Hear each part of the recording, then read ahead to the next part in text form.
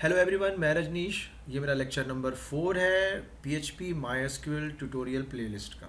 और आज की टॉपिक है comments, variables and data types. PHP में हम लोग कमेंट्स, वेरिएबल और डेटा टाइप्स कैसे इसके ऊपर काम करते हैं उसे हमें समझना है। कमेंट्स इसमें दो तरीके का होता है, single line comment and multi line comment. तो सिंगल लाइन कमेंट मतलब हो गया आपका इस तरीके से, ये जो हम देते हैं ये सिंगल लाइन कमेंट हो गया। मल्टी लाइन कमेंट मतलब आप यहाँ जाकर कुछ भी लिख सकते हैं, जैसे कि आप दो नंबर को ऐड कर रहे हैं तो एडिशन ऑफ टू इंटीजर्स आपने यहाँ पे लिख दिया। अब ये आपके प्रोग्राम के साथ तो नहीं रन करेगा, ये सिर्फ एक इन्फॉर्मेशन देता है आपके प्रोग्राम के अंदर जो प्रोसेस हो रहा है उसके बारे में, जो ये टोटली आपके ऊपर डिपेंड करता है। जैसा भी आप देना चाहें वहाँ पर एक मीनिंगफुल मैसेज दे सकते हैं, ताकि दूसरा कोई इंसान जब उसे पढ़ेगा आपके प्रोग्राम को तो उसे समझ में आएगा किस पार्ट में क्या हो रहा है। ये एक तरह से डॉक्यूमेंटेशन करने के काम में आता है आपके प्रोग्राम को। और साथ ही साथ बहुत सारे ऐसे कोड होते हैं जो हम डिसेबल कर देते हैं, हो सकता है फ्यूचर में हम उसे फिर से यूज़ करें, तो उसे हम डिलीट नहीं करना चाहते हैं, उसी पर्टिकुलर फाइल में रखना चाहते हैं, तो हम उसे कमेंट आउट कर देते हैं सिंगल लाइन कमेंटिंग का यूज़ करके। और अगर आपको मल्टी लाइन कमेंटिंग यूज़ करना है तो आपको ये यूज़ करना पड़ेगा। ये आपका हो गया मल्टी लाइन कमेंटिंग। आप इसे ऐसे भी लिख सकते हैं, इस तरीके से आप यहाँ पर बहुत सारी लाइंस को एक साथ कमेंट आउट कर सकते हैं। क्लियर? हम दोनों समझेंगे हम लोग अभी प्रैक्टिकली। तो ये था आपका single line commenting and multi line commenting. Next topic है वेरिएबल्स। वेरिएबल्स कैसे डिक्लेयर किया जाता है? पीएचपी में वेरिएबल डिक्लेयर करने के लिए हम लोगों को ये है सिंटैक्स, देखिए। वेरिएबल कोई भी एक नाम ले लीजिए, एक meaningful valid variable name, dollar के साथ आप उसके अंदर कोई भी एक वैल्यू डाल दीजिए। क्लियर? जैसे कि मैंने यहाँ पे देखिए एक इंटीजर वैल्यू लिया है, यहाँ पर भी एक इंटीजर वैल्यू है, यहाँ पर एक स्ट्रिंग वैल्यू है। ठीक है? और ये जो चीज़ है ये मैंने इसके पहले ही एक वीडियो बनाया था, थोड़ा सा कुछ प्रॉब्लम हो जाने की वजह से मुझे फिर से बनाना पड़ा। तो यहाँ पर देखिए इंट एज इक्वल्स टू 23। ये बेसिकली हमने जब सी प्लस प्लस या जावा प्रोग्रामिंग लैंग्वेज अगर आपने पढ़ा होगा तो वहाँ पे देखिए हम लोग कोई भी वेरिएबल जब डिक्लेयर करते हैं तो हमको उसका डेटा टाइप बताना पड़ता है कि हम लोग किस टाइप का इन्फॉर्मेशन स्टोर करने वाले हैं। जैसे कि मान लीजिए हमको किसी का रोल नंबर इनपुट करना है, तो अगर हम रोल नंबर डायरेक्टली नहीं लिखेंगे, हमको एक INT, क्योंकि रोल नंबर बेसिकली इंटीजर में ही होता है, तो ये मैंने एक रोल नंबर ले लिया, सपोज कर लीजिए किसी का 2567, तो इसका टाइप क्या है, ये किस टाइप का इन्फॉर्मेशन है, ये मुझे बताना पड़ेगा कंपाइलर को। ठीक है? तो क्योंकि ये तो कंपाइल्ड प्रोग्रामिंग लैंग्वेज है नहीं, ये तो इंटरप्रेटेड प्रोग्रामिंग लैंग्वेज है, तो इसमें इस तरह का कुछ इन्फॉर्मेशन देने का ज़रूरत नहीं है। ये सारी चीज़ें रन टाइम हो जाती हैं। क्लियर? यानी कि आपने ये जो वेरिएबल डिक्लेयर किया इसके अंदर जो आप वैल्यू डाल रहे हैं असाइनमेंट ऑपरेटर का यूज़ करके, इक्वल मतलब असाइनमेंट ऑपरेटर, आगे में है इसके ऊपर वीडियो। तो यहाँ पर क्या हो रहा है, ये जो 12 है बेसिकली इसका एक टाइप है। ऐसा नहीं है कि ये हम इसमें कोई डेटा टाइप नहीं होता। अगर हम लोग वेरिएबल डिक्लेयर करते वक्त डेटा टाइप का अगर हम इस्तेमाल नहीं कर रहे हैं तो इसका मतलब ये नहीं है कि इसमें कोई डेटा टाइप नहीं है। डेटा टाइप इसमें होता है, ये सारे प्रोसेस बैकग्राउंड में होते हैं, उसे आपको जानना पड़ेगा कि किस किस टाइप के, मतलब क्या क्या तरह के डेटा टाइप्स होते हैं इसमें। ठीक है? तो आपको कोई भी वेरिएबल डिक्लेयर करना है तो आपको याद रखना है डॉलर साइन का इस्तेमाल करना है। उसके बाद आप उसमें कोई भी वैल्यू डालिए और अपना प्रोसेस करिए। ठीक है? अब आगे बढ़ते हैं डेटा टाइप्स में। डेटा टाइप्स में यहाँ पर ये कुछ डेटा टाइप्स हैं, आप इसे नोट डाउन कर लीजिए। जैसे स्ट्रिंग है, इंटीजर है, फ्लोट, बूलियन, एरे, ऑब्जेक्ट इसका एक डेटा टाइप है, नल भी एक टाइप का डेटा टाइप है इसके अंदर। तो ये हम कैसे जानेंगे कि ये जो डेटा टाइप मैंने लिखा तो क्या हम इसका यूज़ करते हैं वेरिएबल्स डिक्लेयर करने के लिए? नहीं, इसका हम लोग यूज़ नहीं करते हैं, बट हम जो भी वैल्यू लेते हैं ना उसका टाइप डेफिनेटली होता है। ठीक है? तो वो यही सारे टाइप्स हैं जो कि ये बैकग्राउंड में काम करते हैं और हम इन्हें जान भी सकते हैं। पाइथन इस तरह का, पाइथन मैं बोल रहा हूँ, सॉरी, पीएचपी इस तरह के मेथड्स प्रोवाइड करता है, inbuilt methods, inbuilt library method, जिनका इस्तेमाल करके हम लोग किसी भी इंफॉर्मेशन का टाइप जान सकते हैं। तो चलिए इसे हम लोग प्रैक्टिकली रन करा के देखते हैं। तो सबसे पहले अगर आपके लैपटॉप में वैम सर्वर इंस्टॉल्ड है तो आप उसे पहले रन करा लीजिए। जैसे कि मेरा ऑलरेडी रन कर रहा है, ये देखिए यहाँ पर ग्रीन कलर का आपको सिंबल दिख रहा होगा, ये वैम सर्वर रन कर रहा है प्रॉपरली, इसलिए ग्रीन कलर दिखा रहा है यहाँ पे। क्लियर? तो आप भी उसे पहले स्टार्ट कर लीजिएगा अपना सर्वर, लोकल सर्वर, और उसके बाद आपके पास अगर एडिटर नहीं है नोटपैड प्लस प्लस तो आप उसे इंस्टॉल कर लीजिए, या अगर आप कोई दूसरा एडिटर यूज़ करना चाहते हैं, कोई IDE यूज़ करना चाहते हैं तो आप वो भी यूज़ कर सकते हैं। ठीक है? तो यहाँ पर देखिए, आपको अगर ये मैं पहले यहाँ से हटा देता हूँ, ओके, मुझे PHP का script tag open and close लिखना पड़ेगा। इसे हम लोग ओपन डेलीमीटर, नीचे वाले को क्लोज डेलीमीटर बोलते हैं। अब मैं यहाँ पे देखिए एक सिंगल लाइन कमेंटिंग करूँगा। मैं यहाँ पे लिख दे रहा हूँ एडिशन ऑफ टू इंटीजर्स। क्लियर, ये एडिशन ऑफ टू इंटीजर्स। अब मैं दो वेरिएबल डिक्लेयर करूँगा, dollar n1 equals to 12, dollar n2 equals to 13। ये वेरिएबल डिक्लेयर हो गया।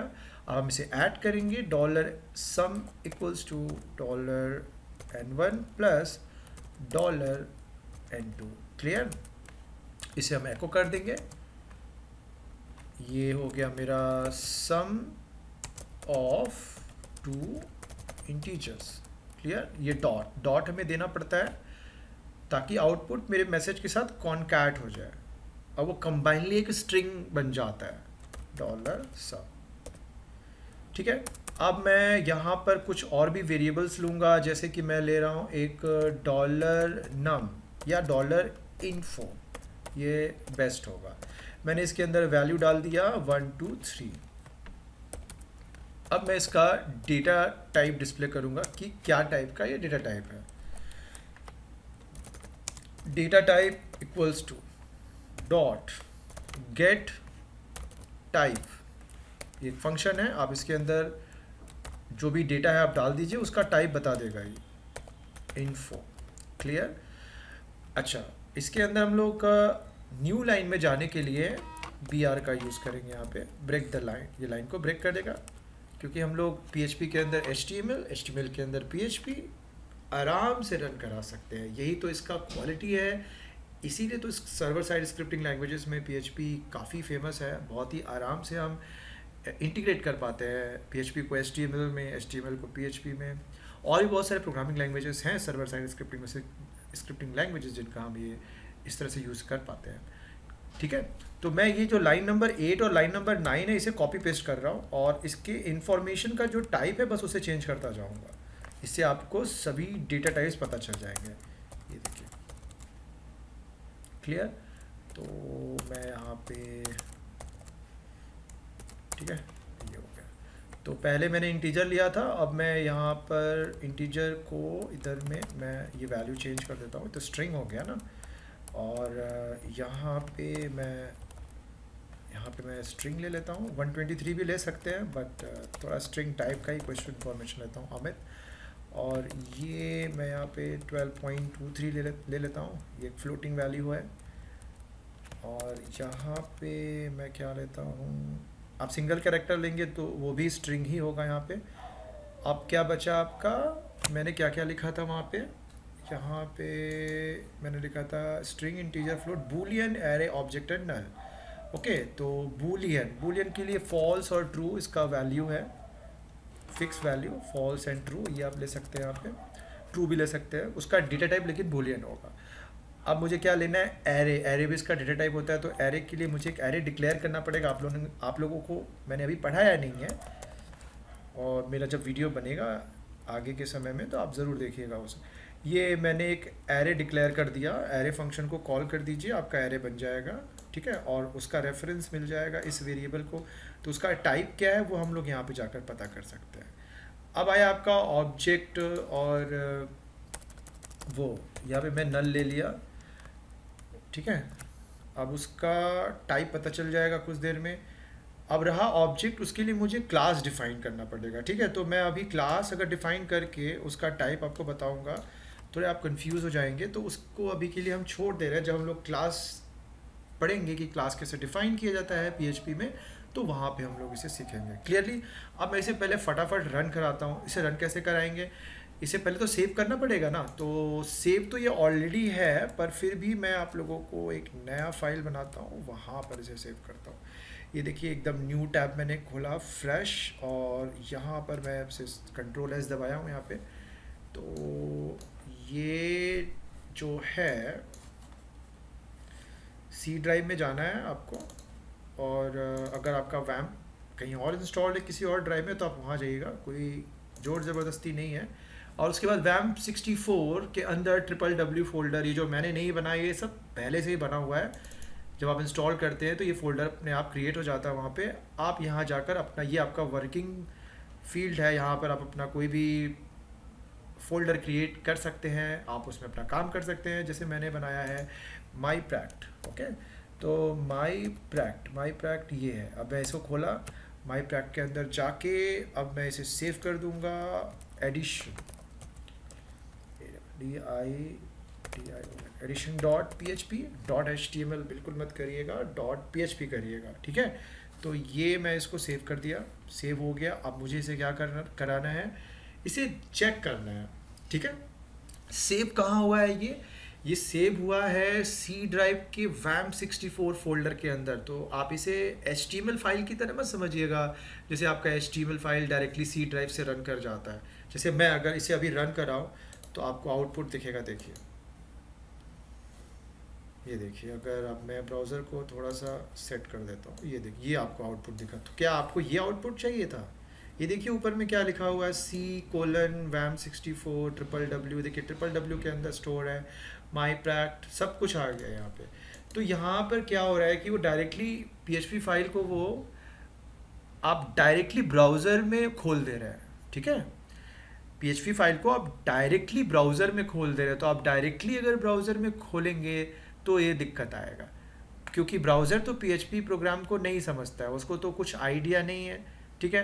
बट अगर यही फाइल के अंदर यहाँ पर अगर आप जाकर कुछ HTML का कोड यहाँ पे आप डाल सकते हैं। जैसे मैं यहाँ पर, मैं थोड़ा पढ़ाते पढ़ाते कुछ ज़्यादा टॉपिक इधर उधर में चला जाता हूँ कभी कभी, तो आप उसे इग्नोर करिएगा। आपके काम का ही चीज़ बता रहा हूँ अभी। यहाँ पे ये बॉडी के अंदर जाके अगर मैं लिखूँ तो देखिए बिगनर्स का डाउट्स क्लियर करना बहुत ज़रूरी होता है। Hello PHP, okay. अब ये देखिएगा, मैं सेव किया इसको। आप लिख सकते हैं .php फाइल के अंदर, आप प्रॉपरली HTML का कोड लिख सकते हैं। मैं इसको रिफ्रेश कर रहा हूँ तो यहाँ पर देखिए, ये आपको डायरेक्टली पूरा का पूरा कोड मिल जा रहा है यहाँ पे। तो ये क्या है, ये इस पर थोड़ा सा प्रॉब्लम हो रहा है, ब्राउज़र इसे हैंडल नहीं कर पा रहा है, क्योंकि ये .php फाइल को डायरेक्टली रेंडर करने जा रहा है। तो ये एक इनकन्सिस्टेंट सा रिजल्ट आपको मिल रहा है स्क्रीन पे।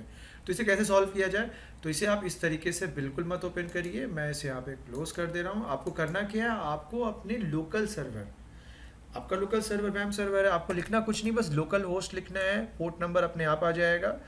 यहाँ पे मेरा 8282 आ रहा है, आपका हो सकता है कुछ और होगा। ये स्लैश देना है आपको, बिल्कुल WAM64 www फोल्डर का नाम वहाँ पे मेंशन नहीं करना है, क्योंकि ये बैकग्राउंड में अपने आप उस पर्टिकुलर रूट डायरेक्टरी को हिट करता है। मतलब वो यूज़र को, जो व्यूअर्स है, उन्हें नहीं दिखाई देता है, ठीक है ना।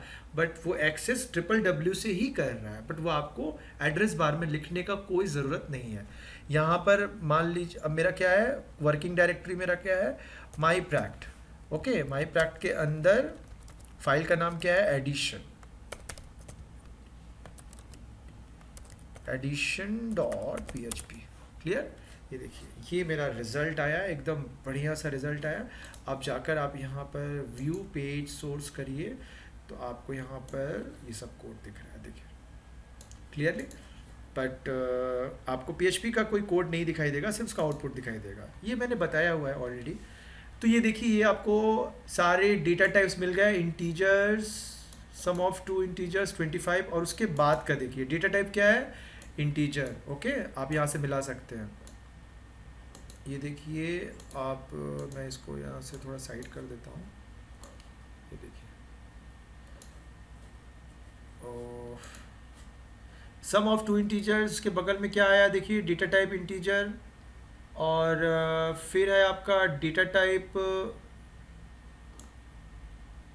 एक सेकेंड, ये कुछ गड़बड़ हो रहा है। मैं इससे एक बार, आउटपुट तो मेरा ये है, सॉरी। ये देखिए डेटा टाइप क्या है, इंटीजर, नेक्स्ट का क्या है, देखिए स्ट्रिंग, उसके बाद क्या है, डबल, फिर क्या है, बूलियन, फिर क्या है, एरे, और फिर क्या है, नल। तो ये सब टाइप ऑफ इंफॉर्मेशन है जो हम लोगों को स्क्रीन पे यहाँ पर दिख रहा है। आप यहाँ पे मिला सकते हैं। आप वीडियो को पॉज करिए बढ़िया से, और मेरा पहला वाला जो ये वाला है, इसको यहाँ से आप मिला लीजिए, ठीक है। देख लीजिए ध्यान से इसको, यहाँ सभी इंफॉर्मेशन के जो टाइप हैं वो टाइप मुझे पता चल गया क्लियरली। तो इस तरीके से हम लोग किसी भी इंफॉर्मेशन का टाइप भी पता कर सकते हैं। तो आज की इस वीडियो में इतना ही। अगर आपको मेरा ये वीडियो पसंद आया हो तो आप मेरे चैनल को सब्सक्राइब करिए, मेरे वीडियो को लाइक करिए। अगर आप कोई कमेंट कर सकते हैं तो आप ज़रूर कमेंट करिएगा। किसी भी तरह का कोई भी प्रॉब्लम होगा तो मैं डेफिनेटली सॉल्व करूँगा। तो मिलते हैं नेक्स्ट वीडियो में। आज के लिए इतना ही। Thank you.